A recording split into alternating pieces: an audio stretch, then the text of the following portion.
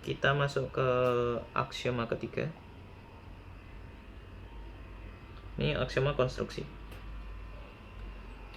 Axiom on pair sets. Let X and Y be sets. Then there exists a set that contains as its element precisely X and Y. Jika misalkan X dan Y itu adalah sebuah himpunan, maka ada sebuah himpunan yang berisi as its elements precisely X and Y, di mana himpunan tersebut itu persis elementsnya atau anggotanya hanya X dan Y. Jadi jika X dan Y itu himpunan, maka ada himpunan lain yang anggotanya itu hanya X dan Y. In symbols, untuk setiap X dan untuk setiap Y ada M dimakan 4, sehingga untuk setiap U in M if and only if U sama dengan X or U sama dengan Y. Oke. Jadi ya ini jelas sekali ini memformalkan apa yang tadi kita bilang, memformalkan bahasa di sini.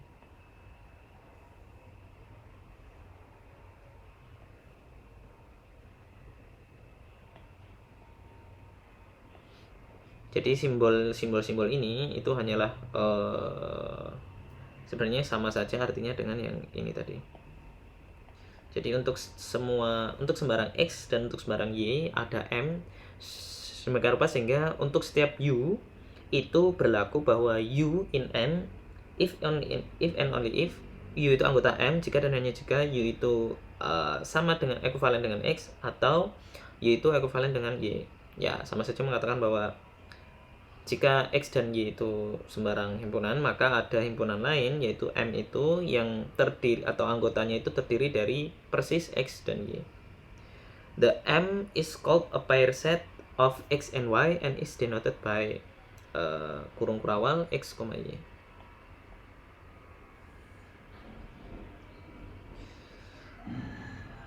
Remark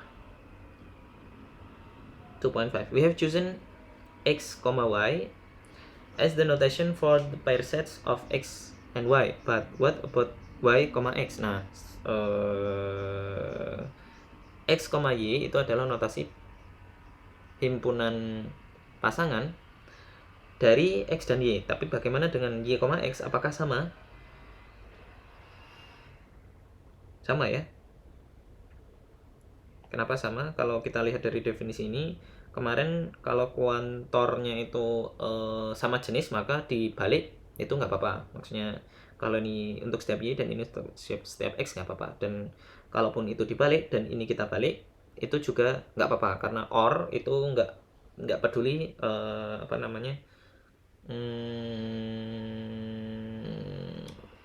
urutannya. The fact that the definition of pair sets remain unchanged if we swap X and Y suggests that X, Y and Y, X are the same sets. Ya, intinya sama. Tadi caranya seperti yang saya bilang tadi. Kalau kita swap ini nggak apa-apa dan ini kita swap nggak apa-apa.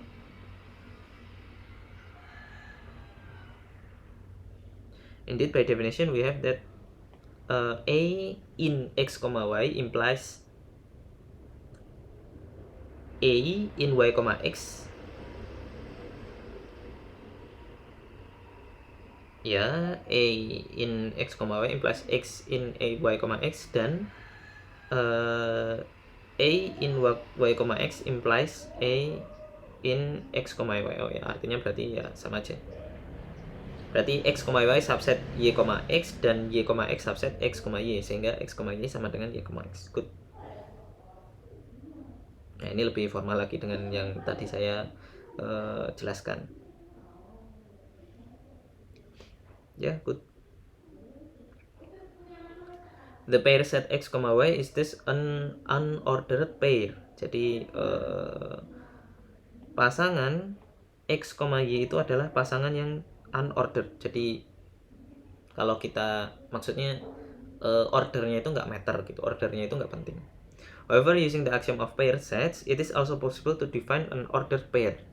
Dan menggunakan aksioma himpunan pasangan itu mungkin untuk mendefinisikan order pair x, y, such that x, y itu tidak sama dengan y, x. Tapi bisa saja kita definisikan order pair of sets, yang mana ordernya itu penting. The defining property of an ordered pair is the following. Dan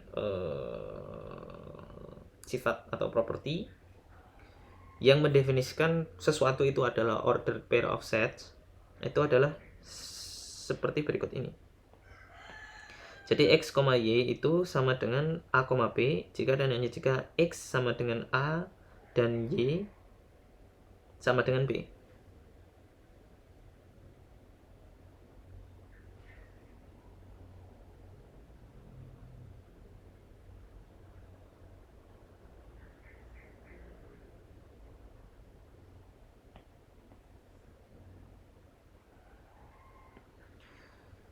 X sama dengan x, y itu sama dengan a, b jika hanya jika x itu ekuivalen dengan a dan y.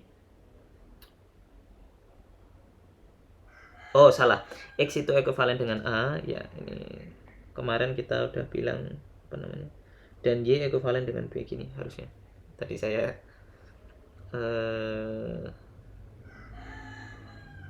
agak bingung. Ini ada kurungnya ya. X itu ekuivalen dengan A dan Y itu ekuivalen dengan B. Good. One candidate which satisfies this property is X, Y itu didefinisikan sebagai X, Y, which is a set by the axiom of pair sets. Ya. Karena ini nggak bisa kita tukar ordernya.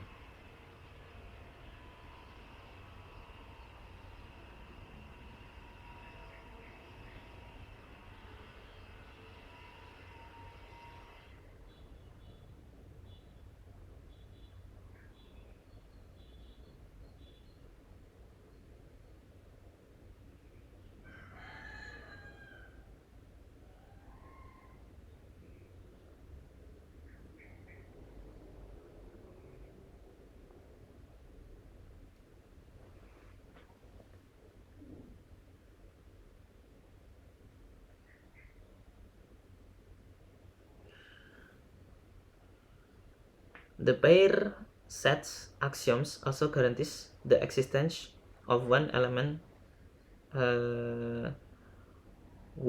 sets.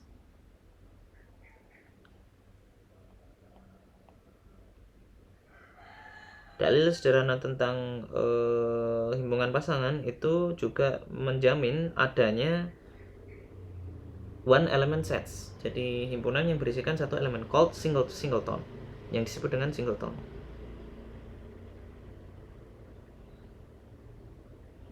If X is a set, then we define X terdefinisi sebagai X, X.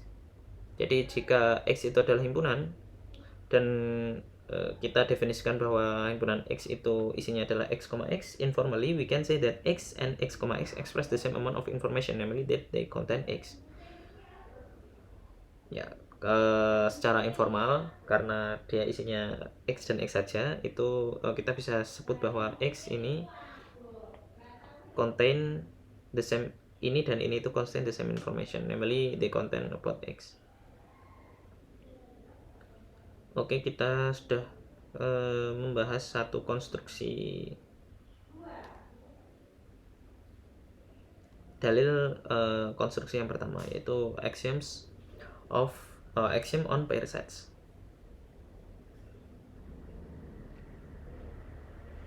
Dia aksioma ini itu berkata bahwa yaitu tadi let X and Y be sets, then there is a set that contains as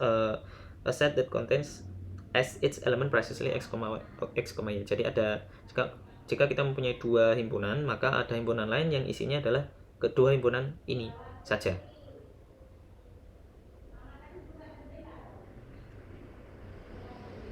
Oke, kita masuk ke aksioma keempat, yaitu aksioma tentang union sets. Let X be a set, then there exists a set whose elements are precisely the elements of X. Jadi misalkan X itu adalah himpunan, maka ada sebuah himpunan yang mana anggota-anggotanya itu persis anggota dari anggota X.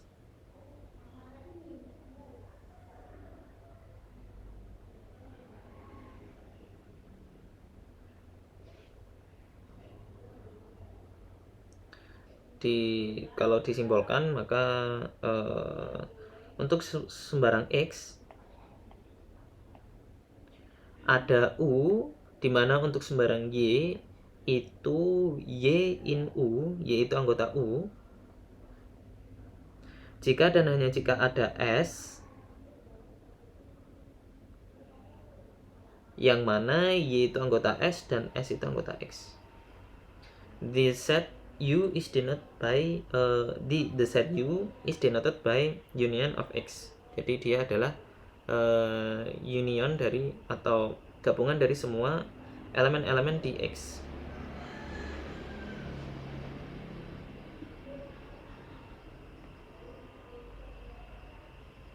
Jadi untuk setiap X ada U, untuk setiap Y itu untuk setiap himpunan Y itu anggota U.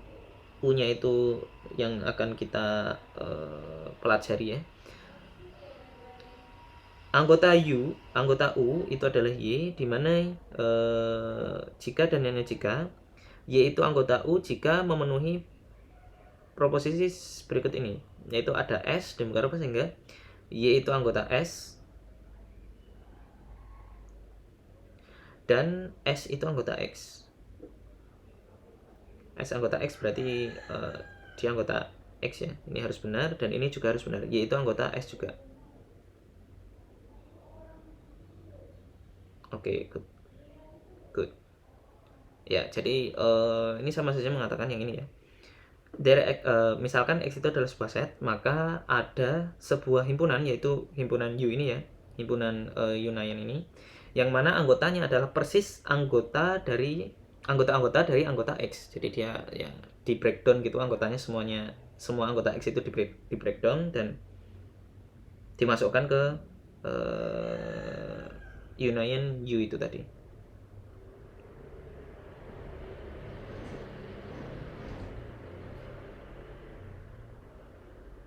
Union X maksud saya ya.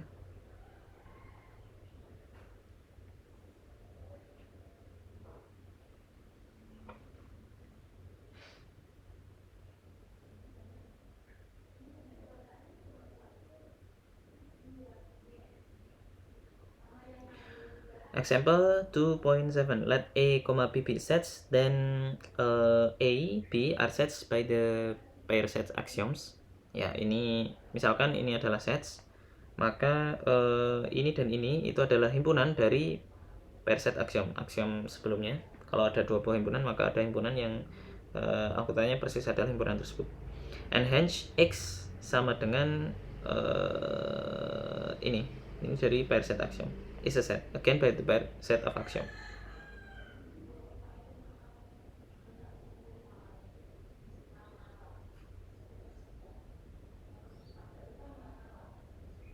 Ini dia menggabungkan dengan himpunan kosong ya sepertinya. Jadi misalkan A dan B itu himpunan, maka ini ditambah A ditambah himpunan kosong itu sama dengan A, sama dengan ini himpunan A. B ditambah himpunan kosong itu sama dengan himpunan B. Dan saya salah maksudnya cara ngomongnya seperti ini. Kalau A dan B ini himpunan, A ditambah himpunan kosong itu juga himpunan dari pair set of axiom dan dituliskan seperti ini. B ditambah himpunan kosong itu merupakan himpunan berdasarkan pair set of axiom dan dituliskan seperti ini. Dan himpunan yang isinya A dan himpunan yang isinya B itu juga merupakan himpunan dari pair set of axiom. Sehingga expression U itu sama dengan A, B itu adalah itu merupakan himpunan dari union axiom, dari dalil sederhana tentang penggabungan.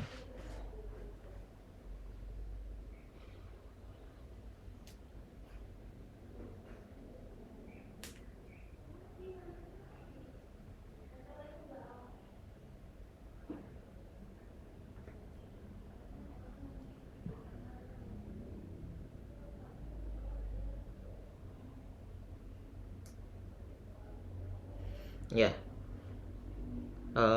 ini sangat jelas, maksudnya kalau di breakdown ke sini itu memenuhi definisi itu.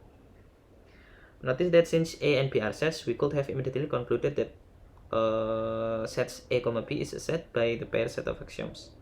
The union tadi karena kita andaikan ini himpunan, maka sebenarnya ini itu juga bisa langsung menjadi himpunan. Cuman karena kita ingin mendemonstrasikan bagaimana cara kerja si union sets, maka harus dibentuk seperti ini dulu, baru di breakdown ke anggota-anggotanya sehingga jadi ini.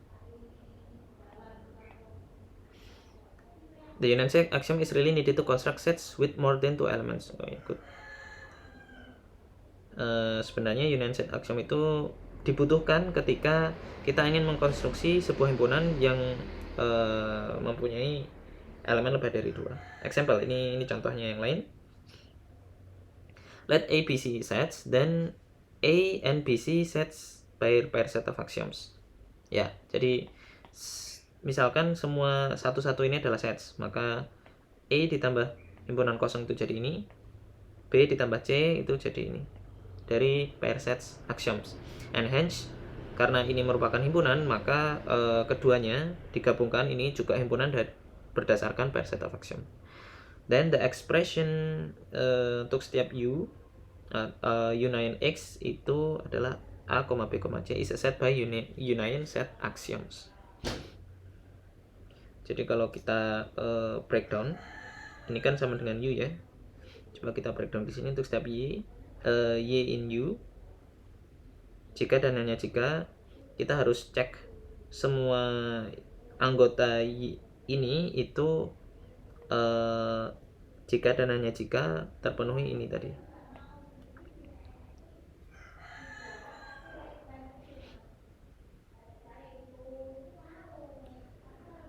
Misalkan AA itu jika atau implies ada S sehingga Y in S, Y itu anggota S dan S itu anggota X. Oh ya, Y itu anggota S, S-nya di sini adalah A yang ada kurung kurawal ini. Dan karena kurung kurawal ini dia anggota dari X tadi. Jadi A itu ada S, S-nya itu A ini. Karena A itu anggota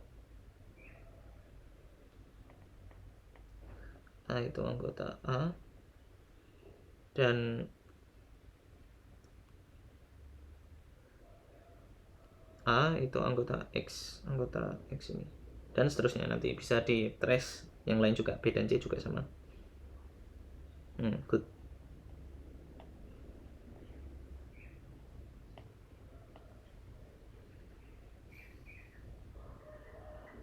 Dia hanya nge-breakdown satu kali sepertinya.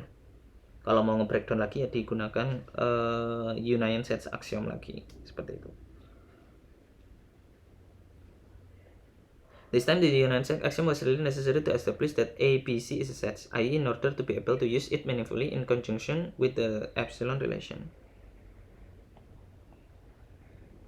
The previous example is easily generalized to definition. Oh, good. Definition.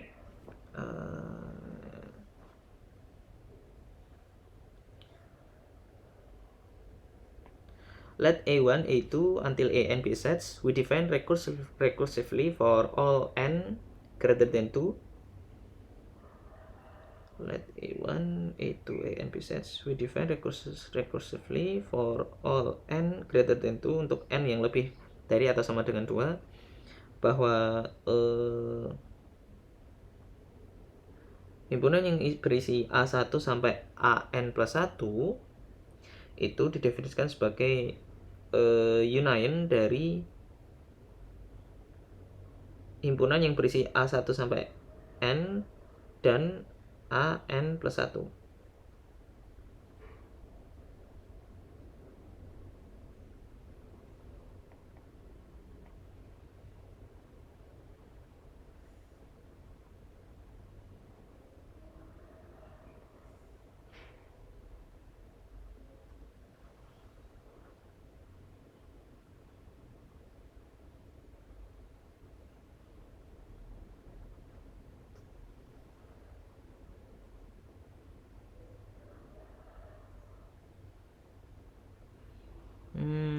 AN plus 1 nya nggak didefinisikan ini.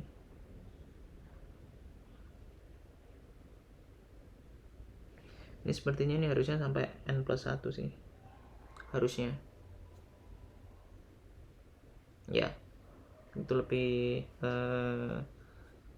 masuk akal. Jadi A1 sampai AN plus 1 itu adalah himpunan, maka kita definisikan secara rekursif bahwa A1 sampai AN plus 1 for all N greater than 2, atau kalau enggak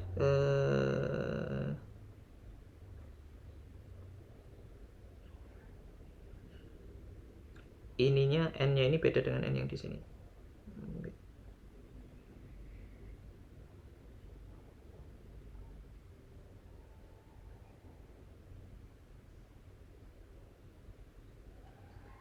Nanti kita coba ini lagi, kita baca dulu. The fact that X that appears in UX has to be sets is a crucial restriction. Fakta bahwa X itu muncul di Union X haruslah sebuah himpunan, itu adalah crucial restriction. Oh, good. Oke, good. Jadi kalau di sini X ini haruslah himpunan ya, karena di sini.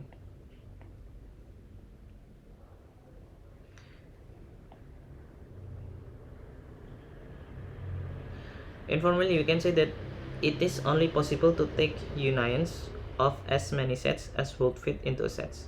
Secara informal kita bisa kita bilang bahwa hanya mungkin untuk mengambil gabungan dari beberapa himpunan as would fit into sets yang intinya kita hanya bisa mengambil gabungan dari sebuah set saja. The collection of all sets that do not contain themselves is not a set, or we could say does not fit into sets.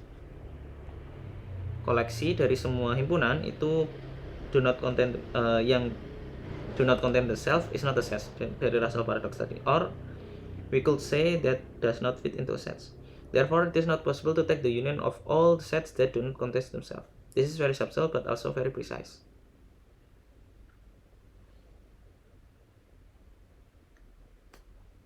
Kita masuk ke ya, ini tadi adalah dalil sederhana keempat, yaitu axiom of union sets.